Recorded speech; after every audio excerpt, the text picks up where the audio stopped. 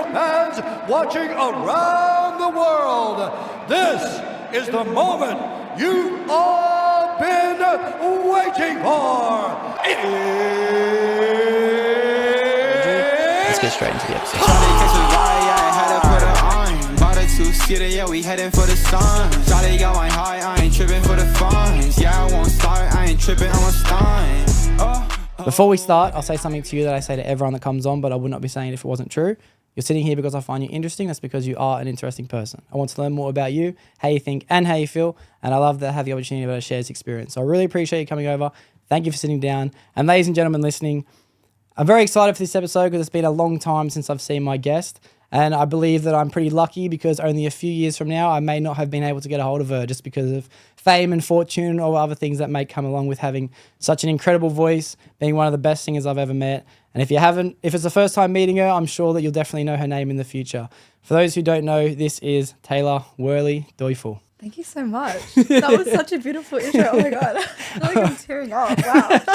don't be like that. That was the nicest thing anyone said to me all week. Oh, good. I'll take that. Thank you. No, thank you for having me. I'm really excited to be here. All right, cool. Now I've got my panic mode on. I'm always going to be thinking the whole time, what's missing? Something's not on, something's off, but it should be all right.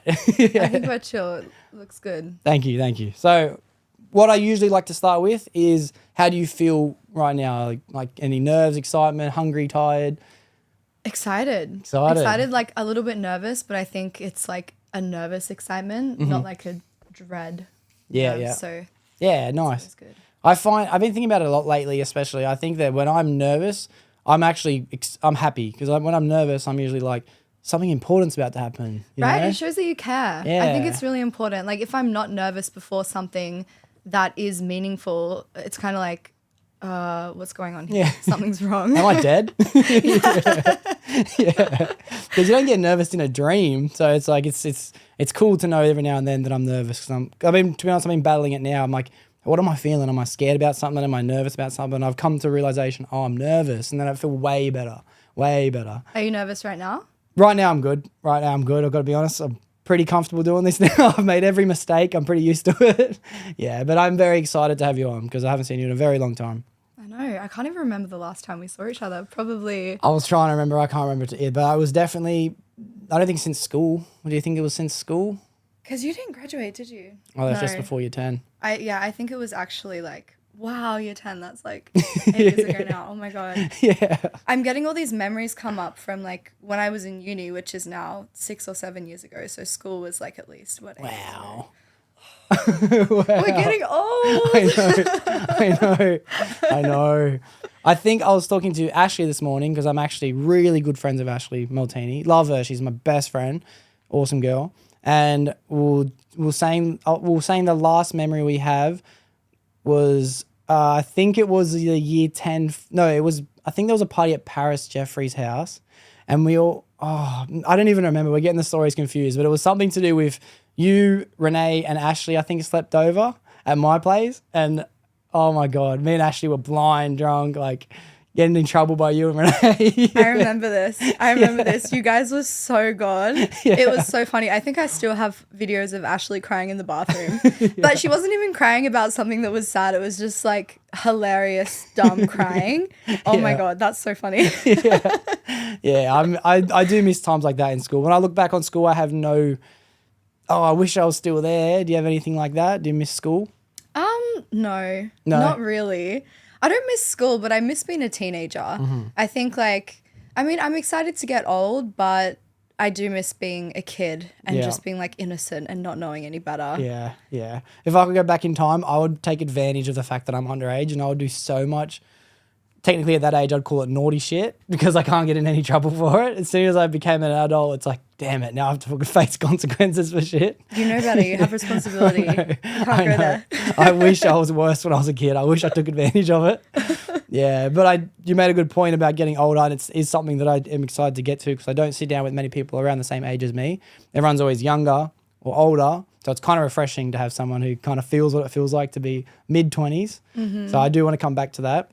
But I want to know what has your journey kind of been like since school, since I haven't seen you? Because as I mentioned, and I'll let everyone listening know that we were together at school for probably would you say 2 years maybe we were at the same school? Yeah, 2 or 3 years. It feels Yeah. like a lot longer though. It does. But I didn't start there until I think it was like the end of year 9 or year 10. Yeah. And then you said you left then I in left year 10, in year right? 10. That's crazy. I feel like I've known you for so much longer. I don't know. Yeah. I mean, probably because we were younger, it felt like time was a lot slower as well. Yeah. Well, 1 year of our lives when we were 15 is like 1/15th of our life.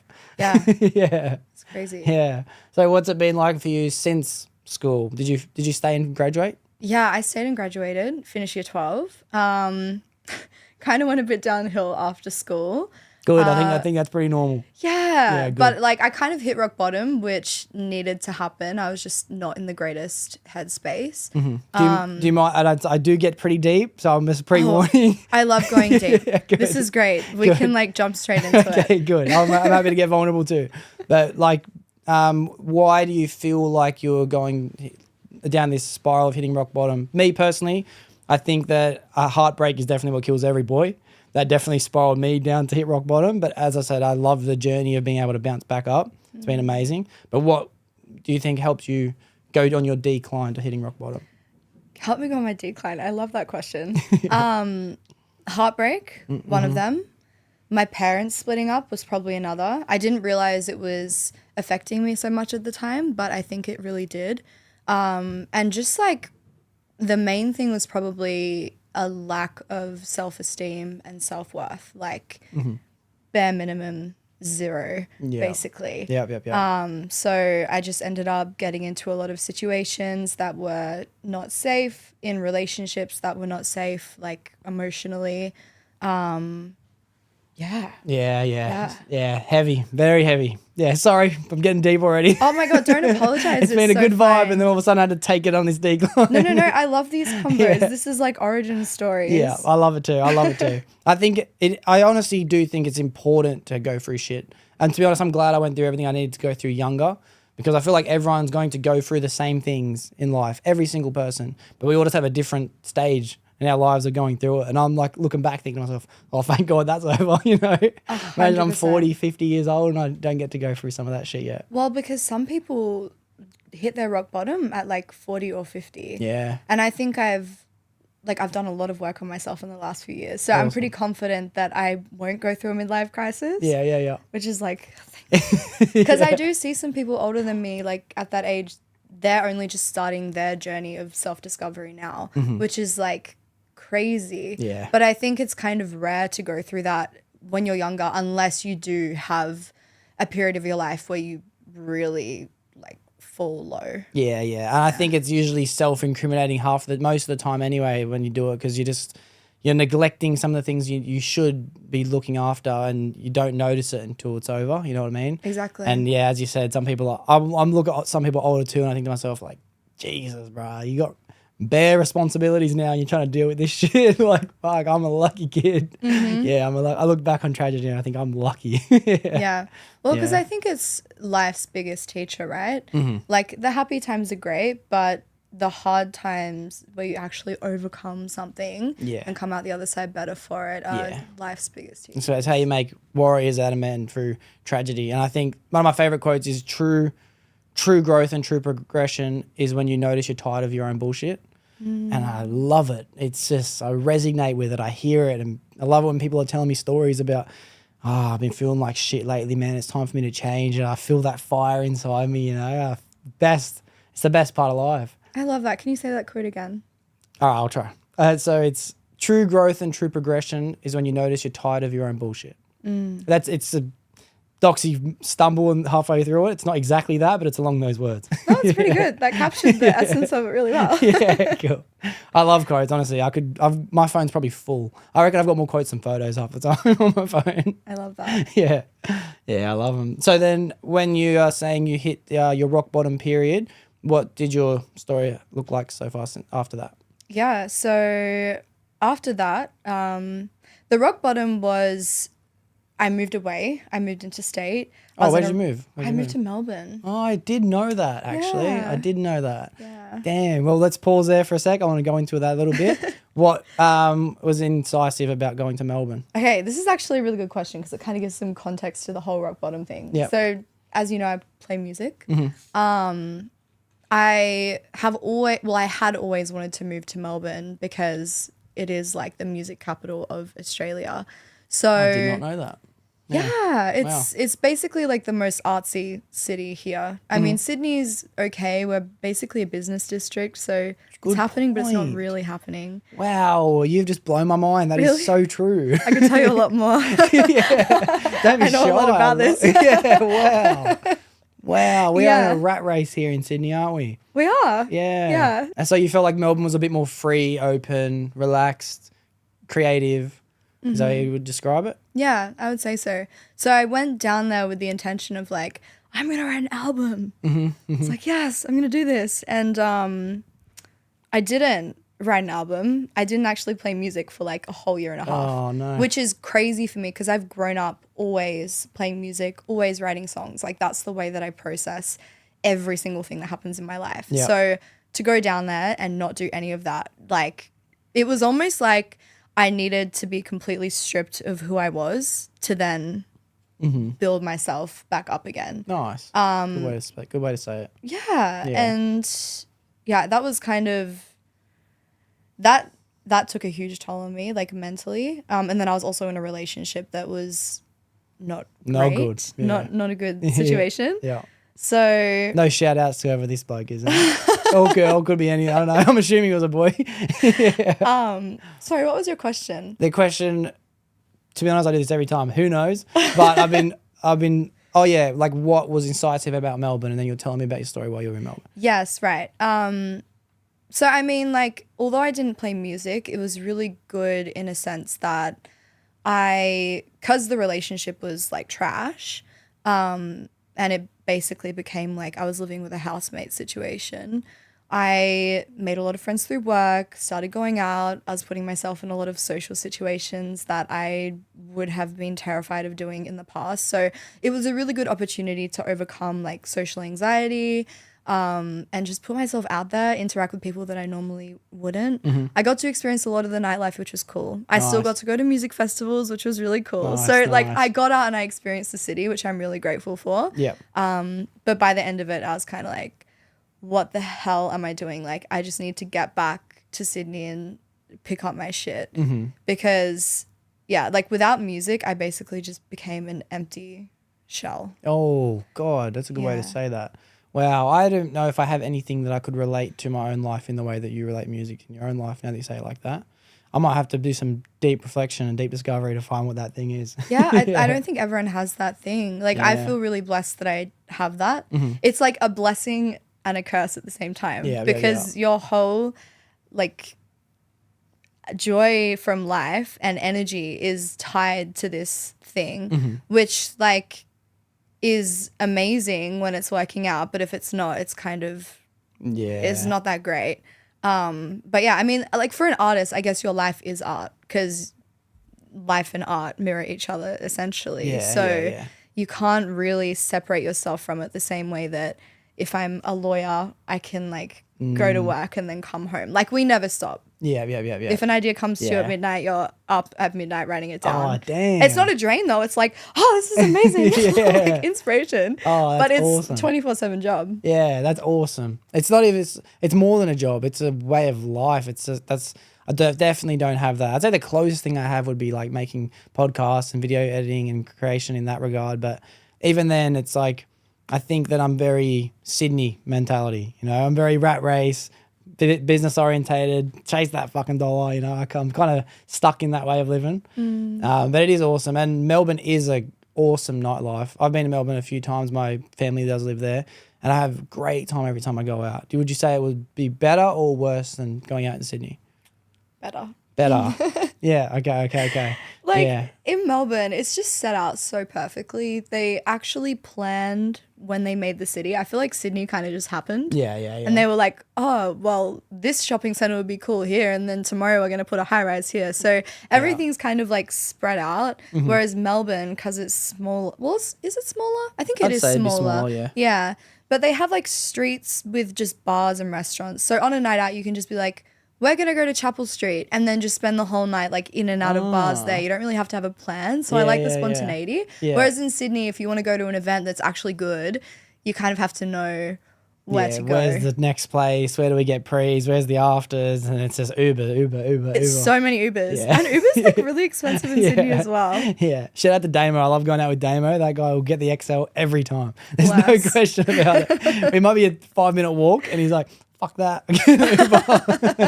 So yes, massive shout out to Damo. Love him. Yeah, that's cool. So what age were you when you were in Melbourne and what age were you when you decided to come home? So I moved to Melbourne when I was, I think I just turned 19. And then I came back at the end of 2019. So I was just about to turn 21. Okay. Yeah. Nice. Very young to make a big move. Yeah, I didn't realize how young I was. I was actually thinking about this 2 days ago and I was like, holy shit. I moved interstate when I was 19. That's crazy. Yeah. And it's crazy thinking when you're 19, I'm an adult, you know, I'm grown. I thought I had like everything together. Yeah. I was like, I have my own place. I go to the gym now. Like I go to the cafes I have by adult myself. money. I can buy myself coffee. Exactly. And then I came back here and I was like, whoa. Like I've honestly been more confused at the age that I'm at now than I was when I was like 20. Oh yeah, I feel that. I feel that. I feel pressure.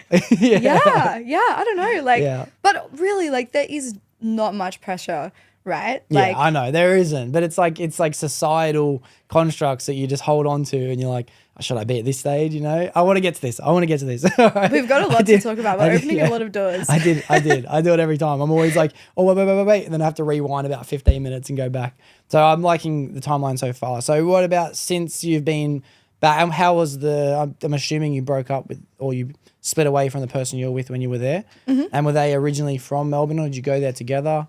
We went there together. Okay. They're from Sydney. And did you like come here back and separate, or you just separated and you came back here? Separated and then moved back. Mm-hmm. Yeah, nice. And do you have family that lives here? I do. Yeah, I'm assuming you're like around Rouse Hill, somewhere around there. No? I actually live in Manly. No, you don't. Yeah, I do. Whoa. All right. Well, thank you very much for making the drive. Big drive. I love a big drive. Yeah, wow. I didn't expect to hear that. Damn. But I know you did go, because you went or you came to our school at, I'm just going to beat the names of those schools out just so you know, just in case. Cool. So then what did your life look like since you got back? How did you feel like you started to go down your road of self-discovery when you were there, or did you notice it when you got home? I started while I was there. I think the beginning was like more of a surface level thing. Like literally just getting myself back in shape because I got really unhealthy while I was there. So I started working out, going to the gym, which I'd never done before. Like I'd always had a really fast metabolism as a teenager, so I never worked out or anything. Mm-hmm.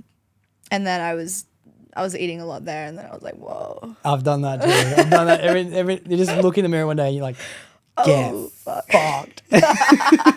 What the hell? How did this happen? Yeah. And then it just sucks. You got to go back to the gym. Fuck.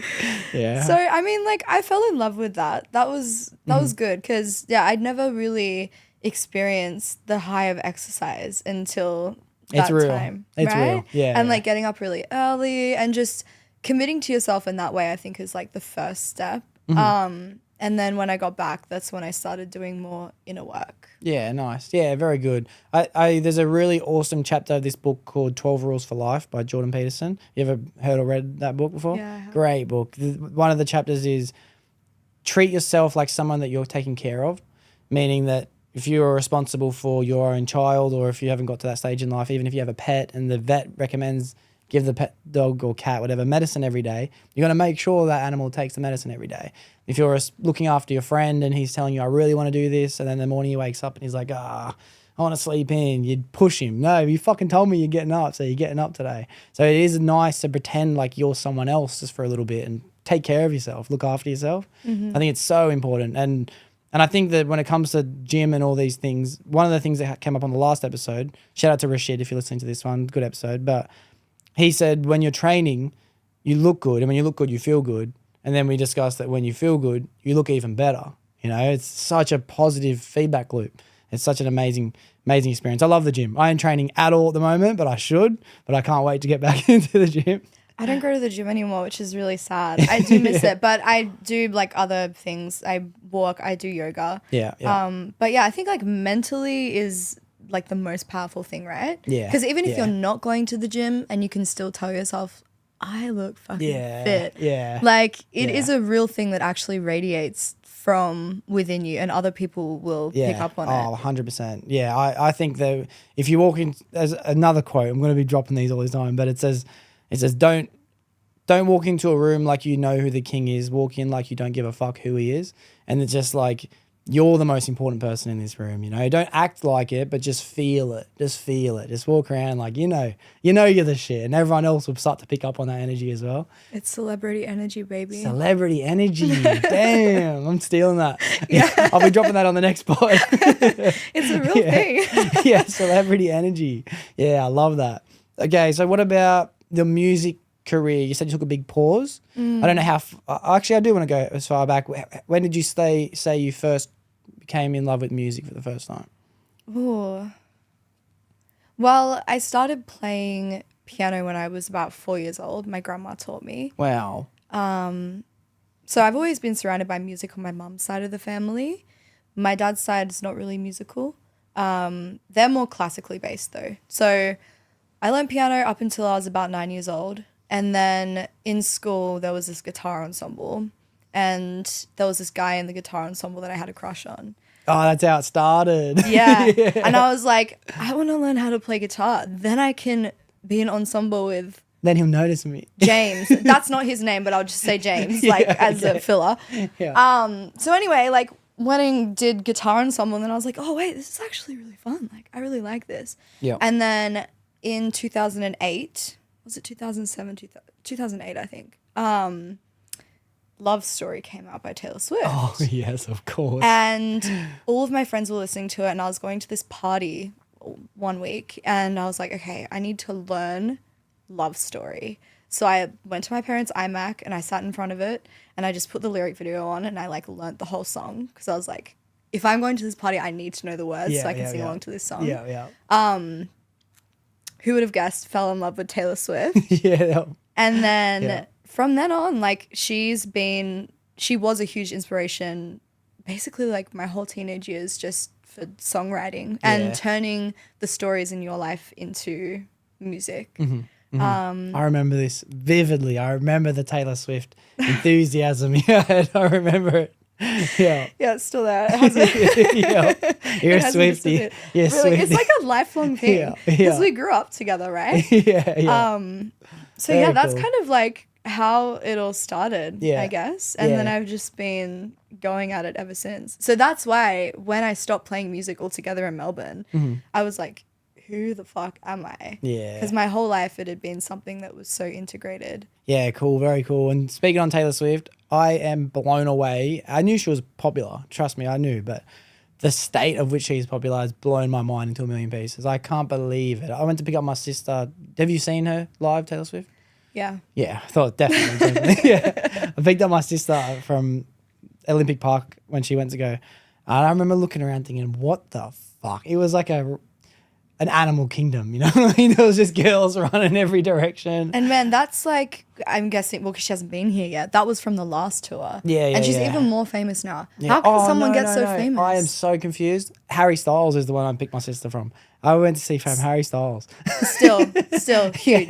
They're both ginormous. Yeah. Yeah, completely wrong. I think what I was getting confused was watching the TikTok videos of Taylor Swift and seeing the car parks and the arenas full. You know what I mean? It's like having an entire crowd outside of the arena outside. Do you think that that's what will happen when she does come here? Oh, yeah. Yeah.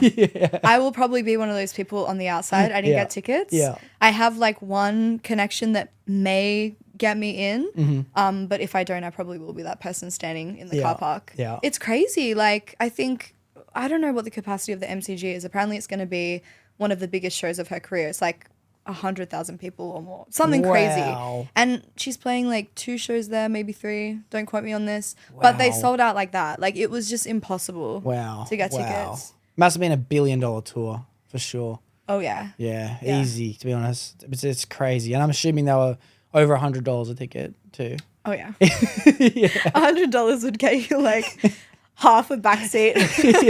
That's just to pay someone to drive you there. Yeah. Wow, that's crazy. Yeah, awesome. Well, you have definitely got a great inspiration for an artist. Definitely. I remember back in the day, and I watched it before you got here too. It popped into my head. The Cup song, Taylor Swift Cup song on YouTube. Oh my god. That video has like 3 million views. That's crazy. 3 million. It's Fuck. so crazy. That's crazy. So props to that. And to be honest, it deserves 3 million views. Like that was so creative, and I think the description said, "This is our 23rd take." And I thought to myself, like, fuck, that's not bad for 23. You know what I mean? That's great because it's such a good video. Thank you. It's awesome. What was your friend's name that was with you? Mel. She was singing, and then you'd be singing something different that she's singing at the same time, and then you'll like meet up again and then separate. I'm watching it thinking, this is fucking unreal. Yeah, my parents were like so tired of those cups by the end of it. My dad was like, thank God this is over. Because like, not only did we do all those takes, we obviously practiced it and wrote the whole thing. So we were like banging on that table for a really long time. I love the Cup song, to be honest. And I still pump it every day. Every day, without a doubt. I listen The Cup song? Yep. I listen to it once a day. The Anna Kendrick one? Yep. Oh my God. Every day I listen to it. Yeah, I haven't listened to that in years. I have to listen to it on the way home. Oh, I love it. Every day I put it on. It just gets me in my feels. For me, the lyrics are it's a resonating song. I've got a big symbolism behind the lyrics to the song, and it's just every day I'll put it on, without a doubt. Yeah, so it's awesome that you have that. And to be honest, you have 15,000 subscribers on that YouTube account. I'm looking at that thinking, fuck. I hope you give me a shout out. Yeah, very cool. Very awesome. And I noticed you're also very frequent at posting on YouTube as well. Do you have do you try and stick to a schedule, or you just do it whenever you feel like doing it? How does it work? No, I don't have a schedule, but I try to be consistent. I mean, I've only really become consistent in the last few months. Okay. I've kind of changed up my content a bit. So in the past, I would do a lot of covers and post my original stuff. But lately, I've been doing a lot more vlog, short film sort of things. Yeah, I love cool. video editing. I love making like little stories on film. So that's been another little passion of mine. Nice. So yeah, I try to post them like at least a couple of weeks because it's basically just what's happening in my life. So I want them to be like what do you call it? Linear. Linear. Linear. Yeah. Oh yeah, great way to put it too. Because that's what I like about Instagram too. I've never really used it until I started doing this, and now I've got like a weekly thing where I try and post on Instagram, and I try and find a good photo. You know, I'm not just going to take a selfie and put it up on there. I've never really been the type of person to post things, and now it's awesome because I get to go back and it's like I get to look at the best parts of my year every day. I can look at it and I can just think, oh, that was such a good memory from 2 years ago. You know, it's crazy. So I've never known the power of the internet before, and now I'm loving it. So it's cool that you can post videos like that. And in 10 years, and this is another way I think of it too. And pre-warning, I ramble a lot. So just apologizing for this. But I look at the fact that I'm making videos now, and I try and explain this to other people that when we get older, we're going to be able to give this as a gift to our children. And I would wish nothing more than to get to a certain age and my dad just gives me 10,000 hours of footage from him growing up. That'd be the best gift anyone could ever give me.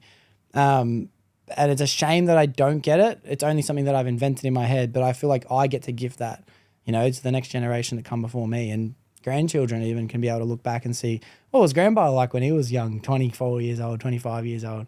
So it's awesome. And I think that I'm going to take a little bit of inspiration off you. I'm going to start doing that. I'm going to start making some linear content, short video kind of things. Well, I mean, you kind of do with the podcast, I guess. If you're posting them like somewhat in order, then you can look back in like a year, 2 years ago, and you're like, oh, I remember when I was at that point in my life. Yeah, yeah. Would you say that you're quite a sentimental person? I would say that I'm very sentimental for a period of time. But like if I have been out of a relationship, I wouldn't have anything after 6 months of that relationship. I'm very easy to, if I'm not friends with someone, I'll just delete every photo. I don't really care. Wow, you delete photos. You're a deleter. I don't care. I'm not a deleter. Yeah. My camera roll is insane. Yeah. Yeah. My camera roll is like just shit I've taken a photo of at work. That's all it is. Maybe one photo of the boys every now and then, but that's about it. Yeah. But I would say, it's a good question. Would I say I'm sentimental? I'm very sentimental for really weird shit. It must be a little bit of autism or something, but like I'll find a toy on the ground and I'll keep it in my car for like 6 months, you know, and then like I might put it in my room for another 6. It'll be like half a Lego figure. It's like I love that little thing. But yeah, even to be honest, it might be a bit of autism because I've done it with rocks before. I see a cool rock, I'm like, fuck yeah, I'm gonna put that in my car. I feel like that's pretty common, rock collectors. Okay, well then maybe everyone's got a bit of autism too. Yeah. What about you? Would you say you're a sentimental person? Oh yeah. Yeah. Oh yeah. Yeah. Like sometimes I get into like these spirals about how sentimental I am. Yeah. Because like it's a beautiful thing, but it kills me sometimes Mm-hmm. because I've started to do this thing where I look back on the most recent years of my life and I'm almost sad that those moments are over. Yeah, Because they were just okay. so good. Mm-hmm. Whereas like my teenage years was just hell. So, I mean, I still look back and romanticize it, but I know that I probably wouldn't actually want to go back there. Yeah. Whereas like, say if I look at my camera roll from the last month, I'm like, oh, that and that, oh, it's over. But like, I just have to remind myself, Taylor, it's fine. Like, you're going to have more moments coming up in the future. Yeah. But yeah. You never notice when you're in the moments. Another great quote from you ever seen the show The Office? No. Oh my God. 10 out of 10 would recommend. It is second best show of all time. Lock it in, hands down. There's no argument. That's it. It's a fact. Is this the US version or the UK version? US version. Okay. People say UK version's better. Don't listen to them. All right, US version. But there's a scene on the second last episode, I believe it is, and there's characters reminiscing on he's left the working office and he's now doing his own thing, chasing his dream, to be honest. And he's talking to the camera and he's like, I look back on my time working in this office and I miss it so much. But when I was working in this office, I just think about college and all I do is miss college so much. I wish there was a way to know you're in the good old days before you've left the good old days. And then I heard that and I'm like, fuck. But it also pumped me up because it's like we're always in the good old days, you know. There's no point missing and reminiscing because I'm going to be doing that next week anyway, you know.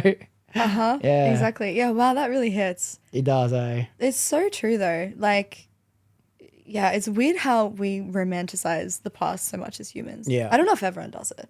I wonder I'd if say, it's a sentimental thing or... Maybe. I would say most people would have to be Actually, I know some people that are definitely not sentimental people. They don't keep nothing. Yeah.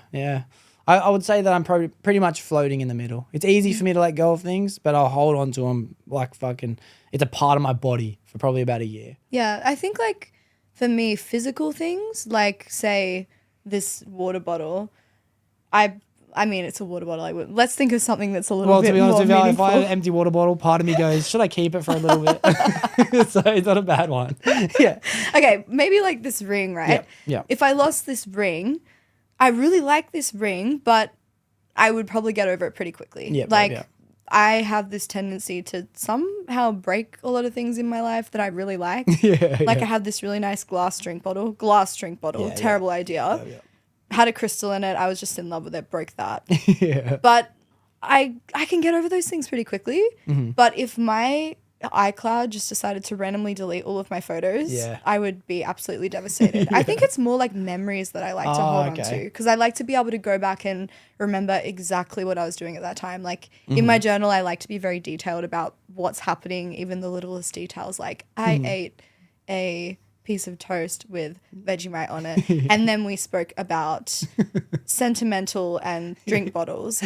Like broke my drink bottle 2 out of 10. 2 out of 10. So like I like to hold on to memories. I think that's what I'm afraid of losing. The physical stuff is okay. I'm fine to let go of that because I know that that's all transient. Which is weird because like I'm going to die and my memories are going to die with me. But I know.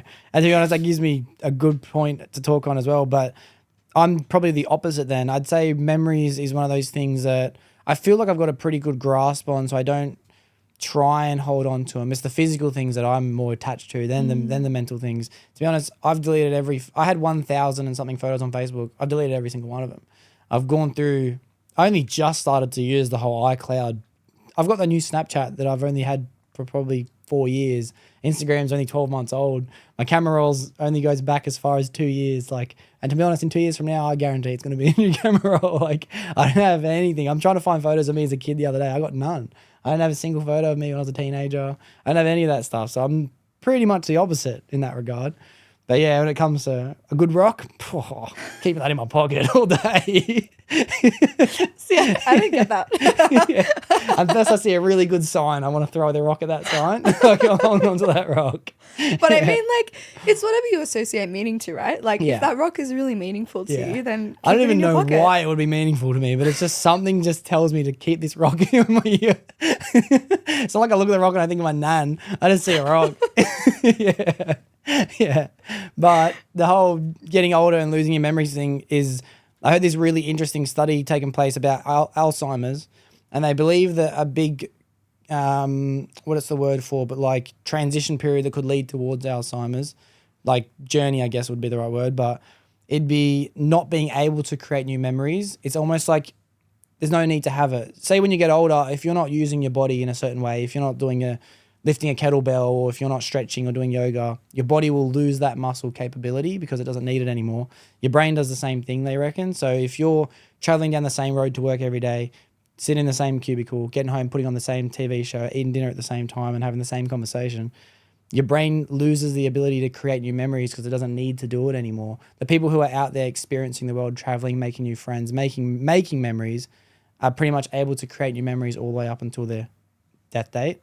And I thought that was a very interesting study. And when I heard it, it freaked me out. And I was like, yeah, let's switch things up a little bit. You know, I guess a routine's important, but you got to have new. You always got to have new.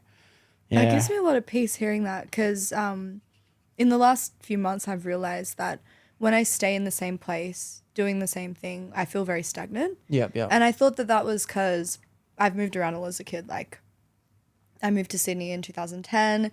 We've lived in like Where did you live before that? Adelaide. Damn, I did know that too. I remember you telling me a long time ago. Wow, you have moved a lot. Yeah, I've moved a lot. Yeah. So, like, it's kind of got me familiar with just being on the road, and I actually like change. So yeah, hearing what you're saying about like how creating those memories and continuing to like expand your mind actually keeps your brain very healthy, that brings me a lot of peace. Well, I'm glad, because I think it's a bit of a fear of mine too, being able to lose my memories. And I think I consider myself to be fortunate because I feel like I have a good memory. I feel like I have a great memory, to be honest with you. And sometimes it gets me a lot of trouble because I don't like to lose an argument and I like to repeat what the other person said to me. But I think because there's nothing sweeter but sadder. Have you ever seen, do you use TikTok or anything like that? There's nothing sweeter but sadder than seeing those elderly people who have lost their memories and they have someone caring for them and like, where am I? I got to get to work. And it's like, Dad, you haven't worked in 20 years. You're retired now. Like, I see that shit and I'm fucking like, get fucked. Like that's probably my biggest fear when it comes to getting old, losing my brain. Yeah. You know, my body's my body. Fuck it. Download me, put me on a USB. I don't even care. But like losing my brain is a scary thing. So I'm always actively thinking about the fact that like, let's do something new today. Let's do something new tomorrow. Let's just try and experience life and not get stuck in the same routine that I find myself getting stuck in of work, gym, repeat, you know? Yeah. Yeah, it's scary. And I think for the people surrounding you, that would be a terrifying experience. Yeah. Like that's probably one of the most heartbreaking things 100%. would be to see someone that you love forget who they are and their whole life. Yeah. I've been fortunate. I haven't met anyone. I don't think I know anyone that's ever had memory loss. Have you ever experienced that in your family with memory loss? Me, not personally, but my dad did with his grandpa. And I think he didn't end up seeing him like in the last while of his life because he just didn't want to remember him in that way. Yeah. And if he doesn't remember him either, that's probably the best outcome, isn't it? Yeah. Yeah, definitely so. Yeah, wow. We're getting deep already. Now look at me. I'm all in my feels again. Scared of the future. For fuck's sake. Always do this. So what about your singing and artist journey since you've been back and picking yourself back up again? How did that look? So when I got back here, I came to the conclusion that, okay, this is your time, Tayla, to do this for real. Otherwise, you're just never going to do it. Like, it was one of those things where I felt like I had no option. Yeah. Because I am not the kind of person who sees myself working at a 9 to 5 for the rest of my life. Like I said, I love change. I love moving around and doing new things. So this career is perfect in that sense because it's never stable, which is also terrifying because there's no path. Like, you can go to uni and, I mean, these days it's harder because you're not guaranteed a job straight out of uni, but you have some sort of well-worn path. Whereas in the arts industry, everyone has to find their own, which is scary, but it's cool at the same time. So I was like, nope, this is it. this is your one chance. We're going all in. So yeah, I just started like recording my music properly, working with producers, writing, releasing music. Yeah, and I've just been like doing that for the last few years, which has been a huge journey. Yeah, it's awesome. There's nothing better than when I'm sitting down doing a podcast with someone and they're telling me they're chasing their dreams. I love it so much. Like, to be honest, I'm trying to push people to do it more because a lot of people don't do it. They're fixated on it's either dreams or careers, and it's like, dreams, bro. Come on, push your dreams. Like, fuck it. You can always earn more money. You know, there's literally money waiting around every corner. There's plenty of work if people want it. But dreams is like, don't leave them on the pillow, man. Like, grab a hold of it and run with it because you only get, as far as we know, one shot at this world. So let's just try and take advantage of it. You know, it's a gift to be able to dream. It is a gift, especially when you have that dream. And I think that's one thing that's kept me going for so long is that I know people who don't know what their thing is. Yeah. They don't have that calling. So the fact that I have been gifted that is really, really special. And it would be a waste for me not to pursue it. Yeah. And because I can see the potential within myself, like I'm not going to give up until I've actualized it fully, which I don't think there'll ever be a time where I'm like, okay, yeah, I'm the best now. yeah. Maybe when you've sold more tickets than Taylor Swift, then you can be like, yeah, I've made it. Maybe. yeah. On your $1 billion paycheck. That'd be amazing. Yeah. To be honest, I think that I have a lot of envy at the fact that you can sing. I think it makes us such a good characteristic to be able to sing. And I would pay stupid money to be able to sing. It would be amazing. Why? But I think because it's like I feel like I wish I could. I just wish I could. It's like a little, come on, God. You know what I mean? Like, you gave me a lot, but a little bit of a good voice would have been nice too. I think that I'd probably pay $150,000 for a good voice, I reckon. Wow. Yeah, I would. I'd save up now and I'd be able to save up for it. Hey, that's a lot of singing lessons. Yeah, yeah, but do you think you could actually learn how to sing if you can't sing through singing lessons? Yeah. Do you mean it though? No, I mean that. Yeah. But there's a catch. Okay. I think you can learn how to sing. You can learn how to use your voice as an instrument the same way that anyone can learn how to play piano or guitar. Whether you will have something special is different. I feel like some people are born with an individual sound and not everyone has that. Yeah. I might be wrong. Yeah. That's just from what I've seen. Because there are a lot of people that I've seen that are really great singers, but they don't have a original sound. Yeah. And I'm not saying that that's a bad thing or it's like their fault. It's just like some people, like me, for example, I never had singing lessons as a kid. So I kind of naturally formed my own sound because I just had no idea what I was doing. Whereas I think if I had have learned how to properly sing when I was a kid, I would probably sound a lot more like everyone else who just knows how to sing properly. Yeah, I hear what you're saying. Yeah. Yeah, definitely. Well, I'm still waiting. I reckon one of these days I'm going to wake up, I'm going to have a good voice. I'm keen for that day. Hey, like manifest it. Yeah, I am. And that I've been doing it for years. $150,000 for real. Yeah. That's a lot of singing lessons, man. Yeah, I know. Like, give yourself a year. I reckon. I reckon Maybe. you do it. I've been telling myself for a long time I should just go do it on the sly, you know, just like sneak off once a week and just do a singing lesson. But to be honest, even the idea of singing in front of someone's so embarrassing when you know you can't sing. Yeah, I mean, I still get scared to sing in front of people. Yeah. Yeah. Yeah. Yeah. Have you had many experiences singing in front of people that aren't like your friends? Yeah. Anything like that? Yeah, a lot in the last few years. Yeah. Yeah, coming back to Sydney and pursuing music obviously meant playing gigs. Oh, yeah, yeah. And that's cool. I want to get into playing gigs because I thought so. I just didn't want to ask just in case I was wrong. No, you're on the money. So what about your first time? How did you get into like singing a gig for the first time? So so I went to uni before I moved to Melbourne. So I had a little community of music people, which honestly lifesaver because if you don't have an in, it can be really hard to get that foot in the door. Yeah. So when I came back, I started collaborating with one of my friends, Joel, and he was producing my music. And he was in a band that was managed by one of his friends, Ruby, and then she knew another band that needed. Wow, what a community! So you see, it's like this whole line of connection. Yeah. And they needed a support, and I got asked to play, and I was like so excited. head. I was Yeah. like, oh my God. Yeah. So that first gig, honestly, I was really proud of myself for that first gig I played because I think I played really well from like not playing at all, basically since school to then being on a stage in a venue where you're expected to like do something decent. Yeah, was quite a yeah. lot of pressure. Of course, yeah. But it was fun. Yeah. It was fun. Or where was it? Where was the first gig? It was at Lazy Bones in Marrickville. Okay. Yeah, nice.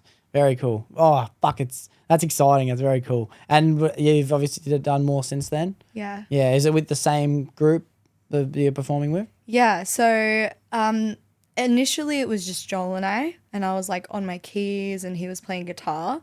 And then as we started to add more members to the band, I sort of moved away from playing the keys. I think me behind an instrument was kind of a protection thing.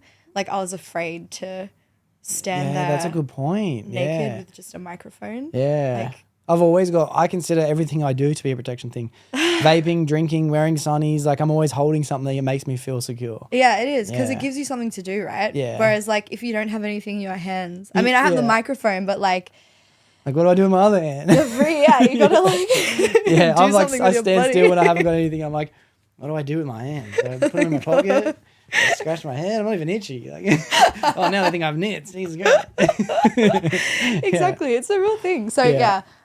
it took me a while to like get comfortable with my body on stage because I'm also not really a dancer. I dance a lot now for fun. I'm not good at it though. But I think it's all about like if you can own it, Yeah. then it doesn't look bad. You can do Yeah. the most wild, crazy, dumb shit, and people are Yeah. like, "Oh yeah, that's cool." That's a Because great she's point. actually owning it.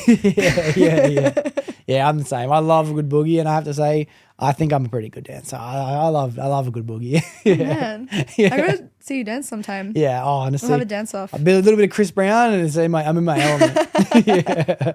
yeah. Anything that's before the year 2000, I'm just doing the old rock. Chris Brown comes on, I'm like, yeah, let's do it.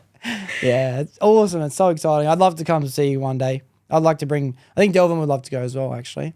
Yeah, shout out to Delvin. No, Delvin's definitely listening to this one. And I really appreciate Delvin hooking this episode up. So thank you for that. And yes, if you ever, please send an offer and I would love to come. It'd be awesome. And that reminds me, I was meant to ask this earlier. Do you have any contact with anyone since school?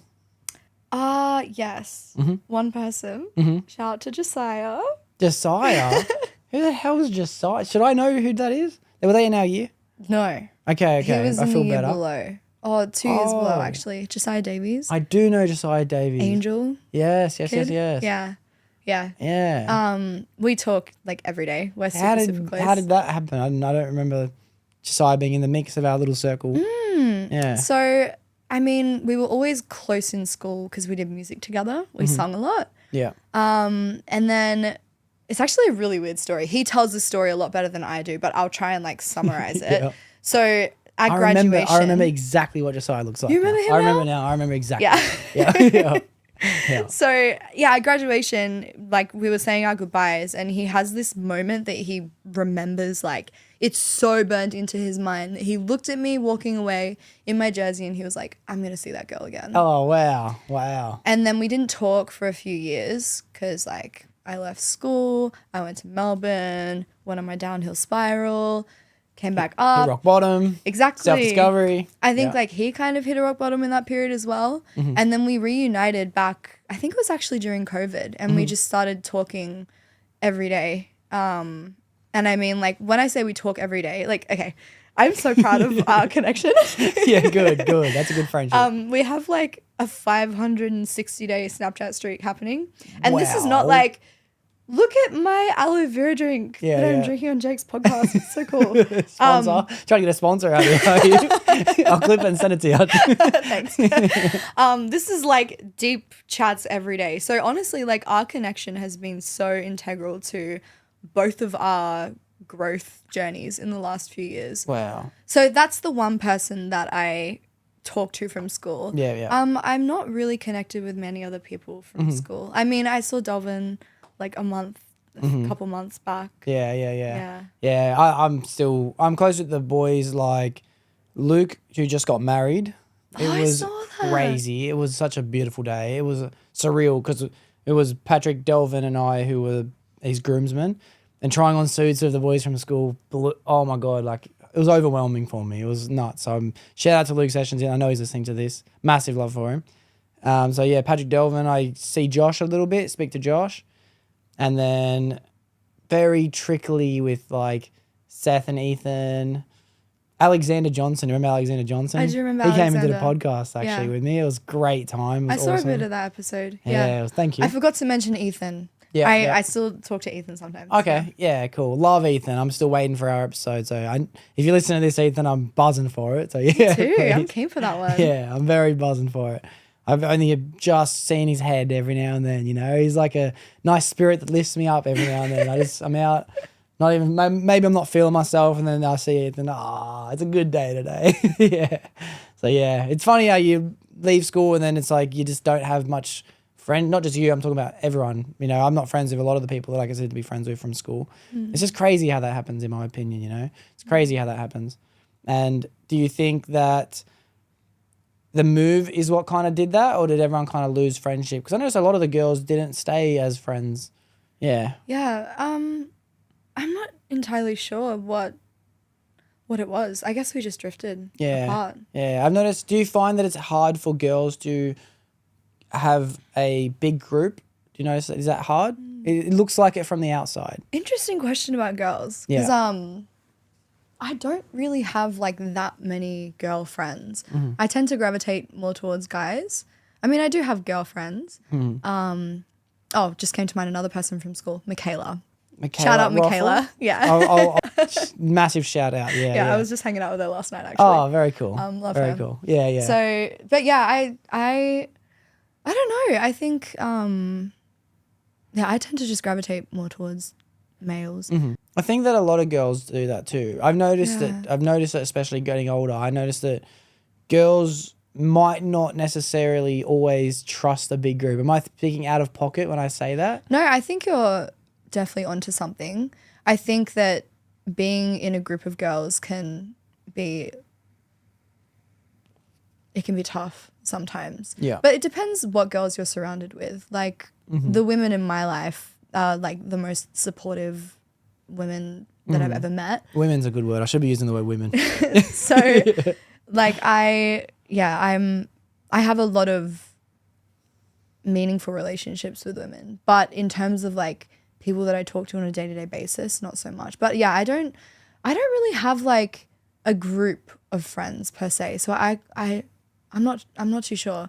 I tend to have friends that are like from different pockets of my life. Yeah. And I mean, they know each other and they'll probably meet at like birthdays or whatever. Yeah. But I yeah. tend to hang out with like, I'm more of a one-on-one person or Yeah. small group person. Yeah, that's cool. That's a good way to have a friendship, to be honest. It's a stronger bond. When you're in a group, you don't really feel like you're a part of something, but you're not intimate with something, you know. I love intimacy way more than I love being a part of something. But I had a good point. I want to get to the fact that I was meant to mention this earlier, but I really appreciate you coming on because you're actually adding a nice touch of femininity to the podcast that I haven't had very much of before. So I really appreciate that. And I probably do want to get inside the mind of what it's like being a girl because everyone I speak to is a boy. I think I have Ashley, who I would consider to be my friend. And I have a lot of girls who I'm very, very close with. Like shout out to Kashish, who is my best friend who's a girl. But everyone's kind of boyfriend. Their boyfriends are my friends, you know, 99% of the time. So as I said, thank you for coming on and adding a nice female touch to the podcast. Yeah. But the question I was going to get at was when it comes to like having one friend over here, one friend over here, one friend over here, how do you feel when two of those people meet? Is it an exciting feeling? Is it a nervous feeling? How does that feel for you? It's so exciting. Yeah. I love introducing my friends to my friends, especially because I rave about my friends like they're celebrities.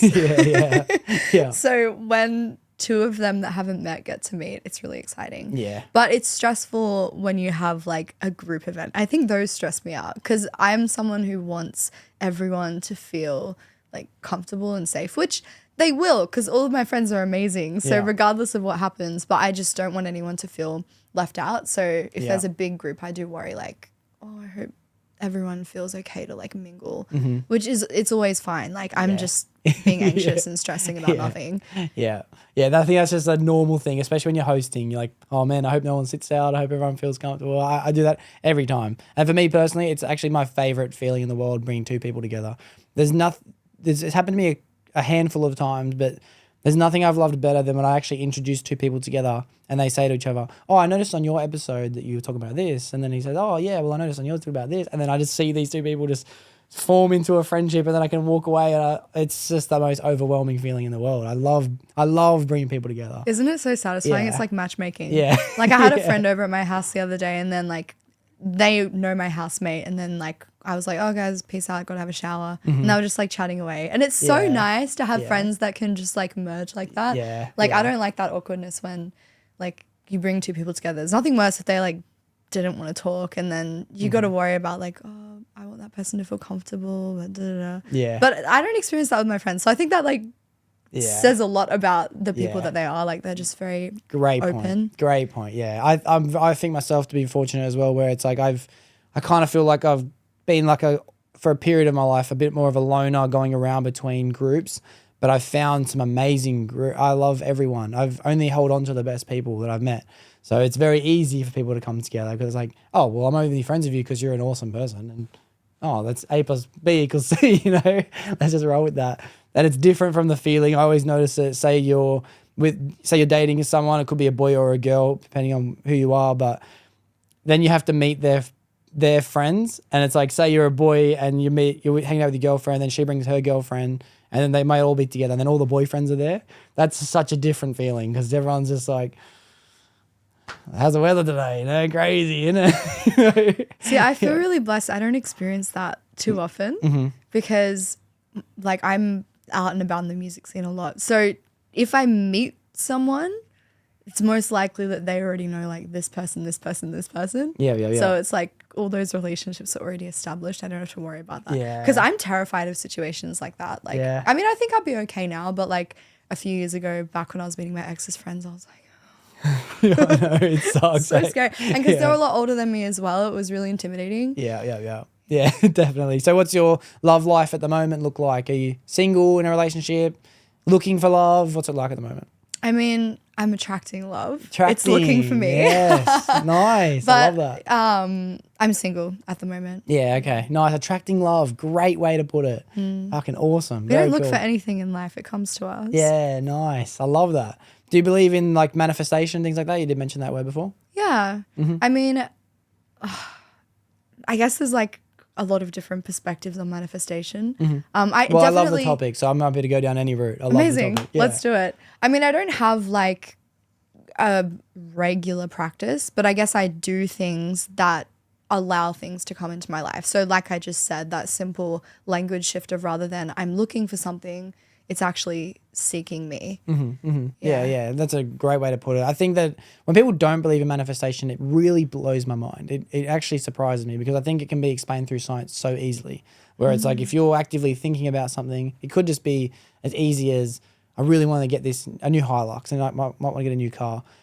And then you stop thinking about it for a full day. In the back of your mind, it's circling its little thing. And as you're driving, you're seeing them, you know, for the first time. They're popping up everywhere. It's the same as if you decide to play Spotto for the first time. And I started playing it, now I can't stop. It's doing my head in. But if I'm driving by myself, I'm always like, Spotto. You know, there's no one in the car. I can't help it. Oh my God, I forgot about that game. That takes me back to like 2009. Yeah. Well, I'm going to start doing that again. I hope that you don't remember it on your way home, because it will not leave your brain. Now that you've planted it, it's going to be hard not to. It's going to just be It'll give me something to do. It's going to be circling. But it's the same, I see the same ideology behind it, where it's like, if you're manifesting making $1 million or attracting a certain person into your life or creating deeper friendships, it's going to be just circling its way around. Then all of a sudden you'll hear little things, your ears will just do a little dance, and you'll just notice that, oh, how'd I get inside this conversation, you know? It's 100% a real thing. And I do believe in the power of writing things down too. You mentioned journaling before. Do you find that you're a writer, would you say? Yeah, I would say so. I write a lot. I think putting things down onto paper is really important for me, just to arrange my thoughts. Because if I keep things in my head and I don't actually, it's almost like you're literally taking that thought and turning it into something physical so then you can live alone. If it's something that you kind of want to just release and let go of. So yeah, writing's important, and obviously I write songs. So Yeah, true. Yeah. Yeah, I didn't think about that. I should have known. Obviously, you're a writer. No, there's like different kinds of writing, right? There's like Yeah. journaling, writing songs, writing poems. Yeah. Just writing in general. I actually enjoy like creative writing as well. I'm in a runt at the moment where I'm not writing, but I like to say that I'm the type of person that likes to write things down. I have multiple different journals that I love. One in particular is just a really piss poor effort of keeping a daily journal. Whereas couldn't be fucked going on to work. Went anyway. Glad I did. I kind of like those journals, just like really basic ones. Yeah. I actually really like reading people's diaries. Oh, you can't do that. No, not like my friends. Like Just sneaking into someone's room. sorry, taking photos. I probably should have prefaced that with like actual published diaries Yeah. that people have decided to share with the world. I didn't know that anyone did that. I never even thought about posting your journals or diaries. Yeah, well, I'm actually reading some books at the moment from an author called Frances Partridge. She was born in like 1910. Wow. So I'm like, I mean, those kinds of diaries I like reading, like things from the past that are not from like our world today. Yeah. I find it really interesting. And do you resonate with it? I can't imagine what it'll be like reading something from 100 years ago. Yeah, I do. Wow. I'm definitely an old soul. Like I think I was probably born in the wrong time period. Yeah. I really miss those days. Yeah. Me saying I miss it even though I wasn't even alive. I miss them. Oh, they were the best. Oh, so many good memories from that. Oh, wow. Okay, do you believe, actually kind of a weird question, but I think about the relation between resonating with something from the past that you weren't a part of to a link to the Sikh ideology of reincarnation. Do you believe in that whole concept? Do you feel like you could have been someone who's lived in the past before? Do you ever think that deep? Definitely. I'm not too sure what the like religious teachings are around it, but just in terms of my own self-discovery, what I think is like we come from these different clusters of like, I guess, soul bodies. I'm loving this. Please don't stop. I'm glad. All right, good.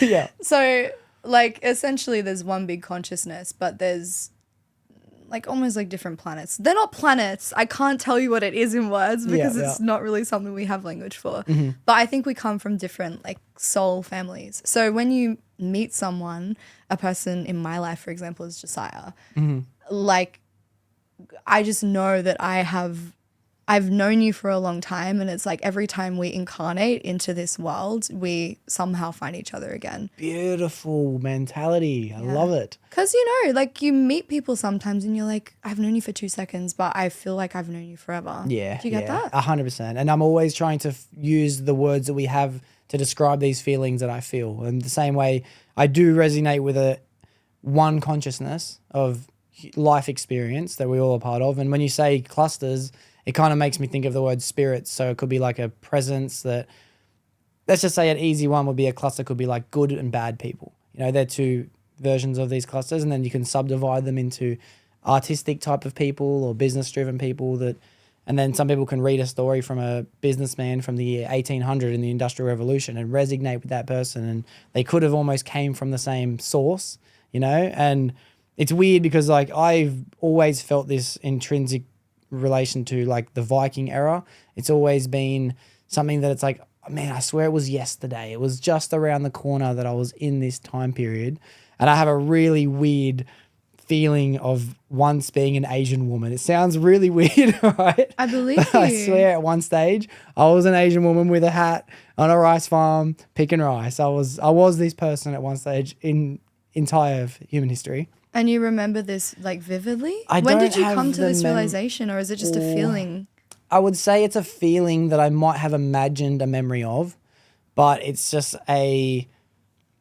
it's the same kind of thing that when you meet someone, you feel like you've known them forever. And I almost look at it where when I have that feeling, like I have a couple people in my mind that I think of, but it's like, I almost feel like I've been that person before, not just that I've known him for a long time. Oh, I've experienced your life. And that's why I kind of, even though we might not talk often, it might only be once every couple months, I kind of know what he's feeling when I speak to him. Like I might just message him out of the blue, or we could bump into each other, and as he's explaining how he's feeling, I'm like, I knew that, you know? Maybe it's because I've been this person before. Maybe it's because I haven't, but I reckon it's because I've been this person before. So I definitely believe in the whole, I guess reincarnation's the closest word for it.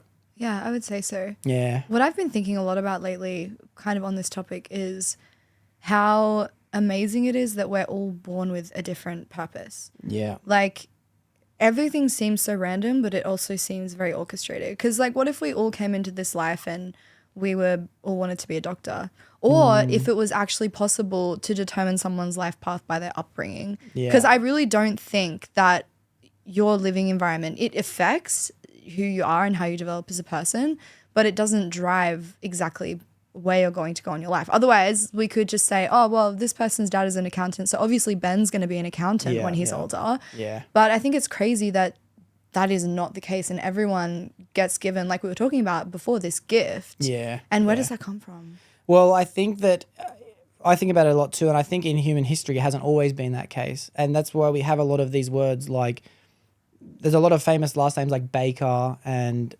Baker's an easy one, I'll just stick with Baker. But Baker is because it comes from a long bloodline as far back as everyone in that family was a baker. That's why they have that last name. And there's a lot of like Smith. Smith is actually like a blacksmith. That's the original name for blacksmith. And there's a lot of these names that circle throughout, and they're common last name because it was a common practice back in the day. And I think that, as we were talking about being an accountant, being born into that, that's unfortunately the life a lot of people lived. Farmers, they grew up farmers, people who were warriors, trained warriors. And then certain people broke through these little things. Like if I was to relate it back to a Viking period, Ragnar, who was just a normal farmer, the law of Ragnar anyway, whether it really happened or not, he decided, you know what, our people are destined for more, and he broke out and he overthrew his ruler, and then he ended up leading his people to seize the rest of the world. And that's happened countless of times throughout history. And now it's to the point where it's anyone, especially living in Australia, we have the land of opportunity. Some places in the world like China, they don't have the land of opportunity. They're born into a family and they're raised the way that they were told they were meant to be raised. Even in the real deep states of communism in China, you're told what you're going to do before you're even born. And I think we are blessed to live in a world where we have our own decision to decide our own purpose. You might not even be born with your purpose. We have the freedom to decide our purpose, which is an amazing gift, I think. But even in those places where they are told this is what you're going to do, that doesn't erase that yearning that some people would have to do something else. You're right, actually. You're definitely right. They would still have the feeling deep within in themselves. Yeah. And I can relate it to like Barack Obama is a perfect example of it, where he was never meant to be on pen and paper someone who became the president of the most powerful country in the world, whether you believe it or not. But it's called the most powerful country in the world. But he was just a kid born in a low-income community to a single mother. And we all know the story of most people, especially of the black community of that, where they never really make it out, sadly. You know, you have the lucky ones who do become athletes and sports stars and performers and artists, but he decided, I'm going to become the president. You know what I mean? It's like, that was never meant to happen if you're going to look at things literally, you know? So I definitely think you're right. We are very, very, it's lucky that we're not born the same. We're lucky. Mm-hmm. Yeah. Mm-hmm. Yeah. There's a good show called Rick and Morty. And then, have you ever seen that show? Mm-hmm. There's a episode where Rick he dates this girl called Unity, or this being called Unity. And Unity is an entire species of people all acting as one. She is the entire planet, you know, and everyone's just the same person. And I watch it, I'm like, fucking hell. I'm so glad that's not us. I'm so glad. That is so trippy. But I mean, if you zoomed out and just looked at Earth from space, essentially that's what you would be looking at, right? Yeah, true. See, that's so true. That is so true. We are such a speck in the universe. Like, it actually blows my mind that we cannot comprehend how vast space is. I don't even try anymore. Well, you can't. You actually can't. Like, our brains just aren't built to process that information. You hear these words like 127 trillion stars in our observable, or maybe 127 trillion galaxies or something, and you just, I just hear it. I'm like, forget it. Give me something easy. like Give me a rock. One planet in one solar system within a galaxy of trillions of galaxies. It's impossible. And if you want to go deeper, it's like our galaxy or our observable universe. We call it our observable universe because it's only as far as we can possibly see. And they reckon there's other universes that are traveling away from us at such a speed that we will never be able to invent the technology fast enough to be able to observe those universes. So we are stuck within our own observable universe. And I really like this conversation piece because I almost look at humans in the sense that we are one consciousness, almost in the way that all of our blood cells in our body are its own individual creation or creature. And together it's the same with our gut biomes, mixing with our liver, mixing with our white blood cells, all these different things. And together they create the human. And it's like, I wonder if humans are really white blood cells individually traveling and working together in unity. Yes, sometimes you get the crossovers between the bad mixing with the good, but the war on good seems to always win, just like it does in the human body most of the time. And I feel like if the idea of God is real, then maybe that's what the definition of God really is. It is this interconnected species that we can't measure through science. And it leads me to a question. Do you believe, I can already tell you're a spiritual person, but do you believe in God or religion or anything like that? Not in a religious sense, but I do think there's a lot of value in studying religion. Mm-hmm. I think there's a lot of lessons and teachings that are really integral to living the best life that you can. Mm-hmm. But in terms of God, I mean, I don't believe in God in a sense where I think that it is a separate being in the sky that is a human.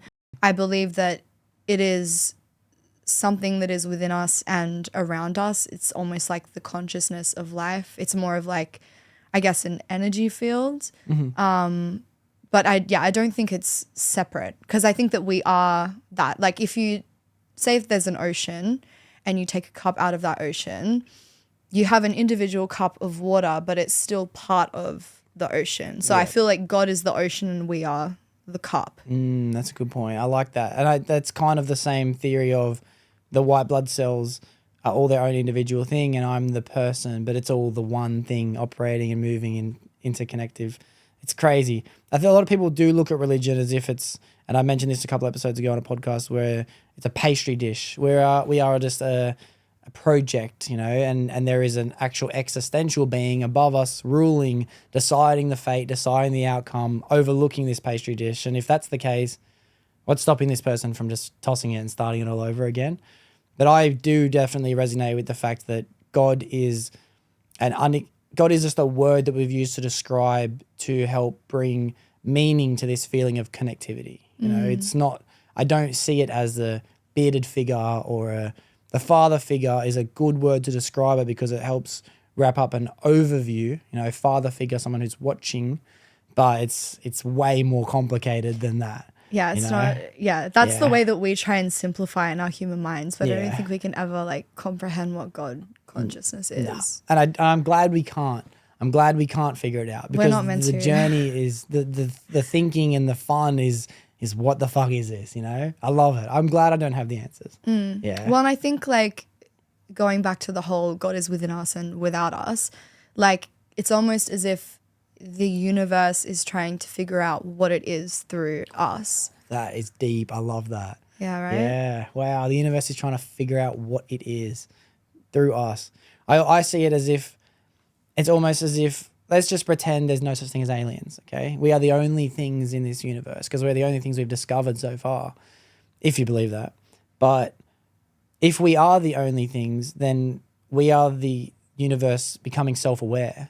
We are the eyes, the ears, the senses, and the thinking process of the universe. We are the universe experiencing itself. And that is an overwhelmingly beautiful thing for me to resonate with. I think to myself, wow. And then it's not just, everything really is a gift. It's here for me. It's here for me to observe. It's here for me to take in.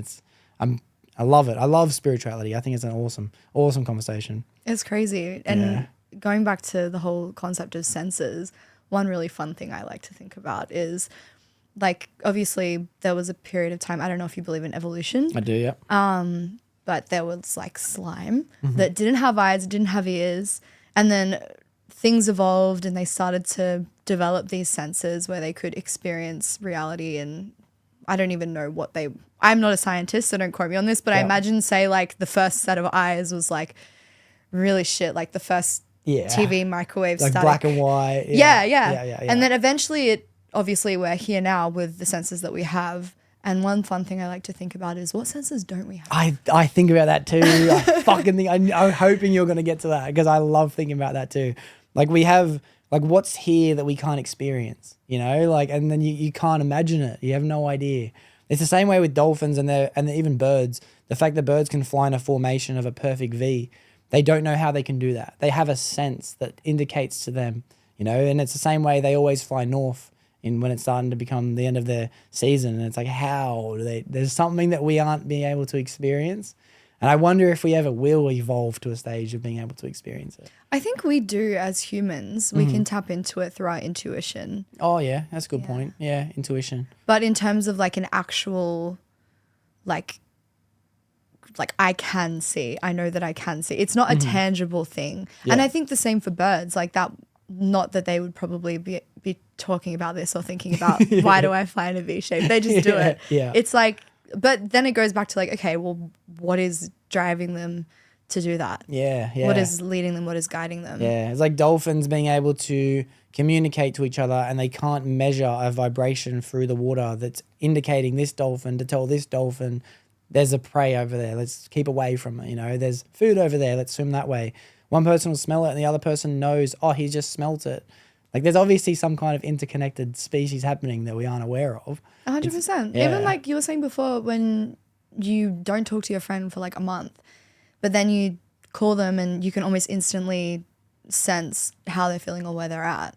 I think that is same. one experience of that. Yeah, it's almost like when you're thinking of someone and they call you, you know, that's a overwhelming feeling, and you're always left thinking, come on, I'm in the Matrix right now, you know? Do you believe in coincidence? That's a good question. I've never thought about it deep. Do I believe in coincidence? I would say coincidence is a good word just used to describe a feeling, and we use it in a way to say that everything just happens because, you know, and coincidence is another way of saying that, but it's a completely unanswered statement.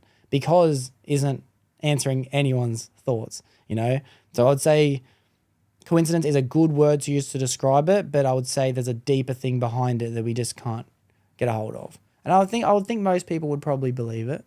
You know, coincidence it's a word, but it has no true definition. Am I right? Do you think I'm right, or am I bobbering? No, I would say, like, I hear what you're saying. I think, like, personally for me, I think that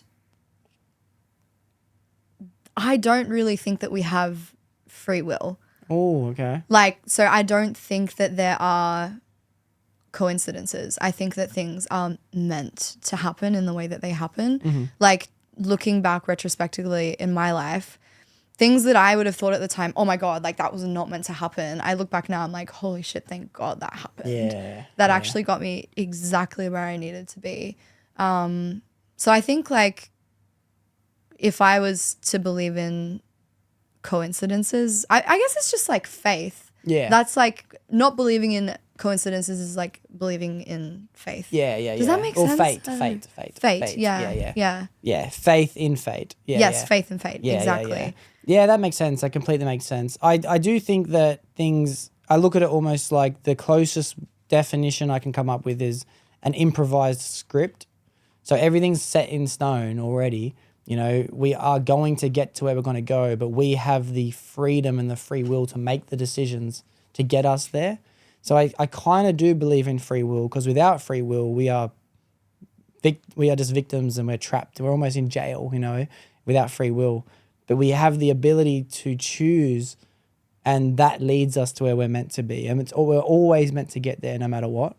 And I think if you're unlucky, you might choose the wrong thing, even though you know you should have gone down that path, and you just go down the other one instead. So I'm always thinking, is this the right path? Is this the right path?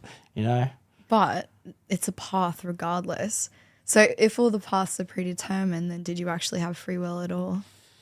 That's what came first, the chicken or the egg? It's one of those ones. Hey, it's hard. Yeah, it's very hard. I like to I would say I feel more comfortable just thinking that I have free will. That's why I like the terminology improvised script, because I'm making it up and I'm not just the actor or the director, but I'm also the narrator at the same time. You know, it is a predetermined story, but I'm writing it as I go. If that makes sense. Mm-hmm. Yeah. Mm-hmm. I really love looking at life in that way, through that lens of like stories and chapters. Yeah. It brings me a lot of peace, especially when you're going through hard times and you're like, okay, we're just writing this chapter. Like if you're looking at yourself as the main character in a movie, they always go through shit. Yeah. And you're always like, oh my God, how are they going to get out of here? What's going on?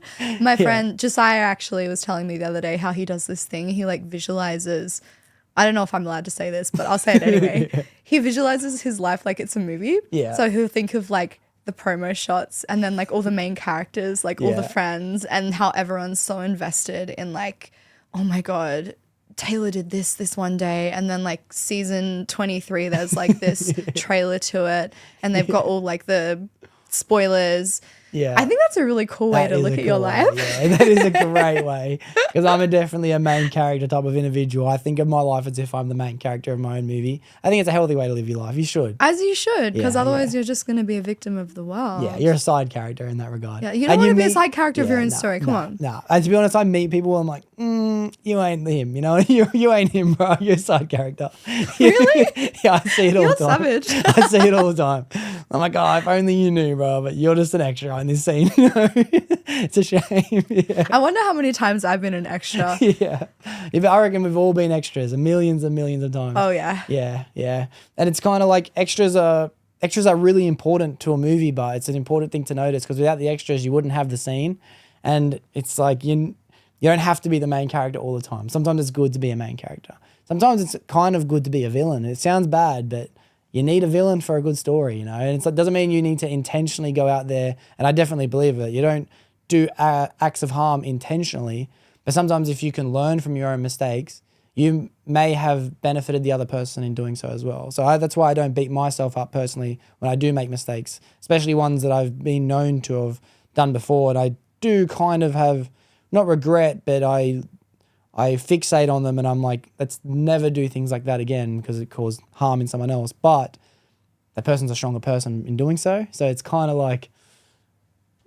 I think it's all about your perspective as well, right? Yeah. Because you can go through something really shit and look back on it and be like, oh my God, why did I do that? I'm horrible. And then you'll just like keep yourself in that perpetual cycle of like, if you were really mean to your friend and then you're really mean to yourself for being mean to your friend, it's like, yeah, how is that going to help? Yeah. And then you didn't learn. I like to say to myself, I don't believe in losing. I win or I learn. And take the L whenever I hear the statement, I'm like, yeah, sweet, I took the lesson. I think taking the L is a good thing in my life. I'm never going to fall victim to the idea of like, oh, take the L, bro, take the L. I was like, all right, done, taken, yeah. Because I don't like making the same mistake twice. I'm pretty strict on myself when it comes to that. But I'm okay with making every mistake under the sun. Mm-hmm. Yeah, I just have to learn from doing them. Mm-hmm. And then again, it's all, as you said, it's all about perspective. Yeah, definitely. I want to circle back because I feel like I skipped over it. To your performing and gigs and things like this, and trust me, I've loved every part of this spiritual conversation. We really went down a rabbit hole there. And it happens to me all the time. I love doing it, but I haven't had one as deep as that in a while, so I appreciate it. So, what do you think you're looking forward to in the future when it comes to gigs and performing and music? What are you manifesting? I love this question.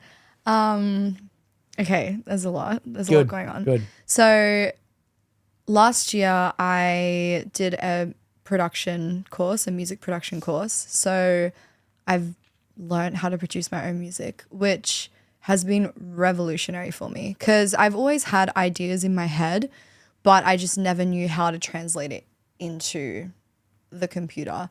And now that I do, my music has become like a full expression of who I am. So it's not just the lyrics and my voice. It's like everything is there for a reason. And I feel like I can really communicate the feeling in the most accurate way.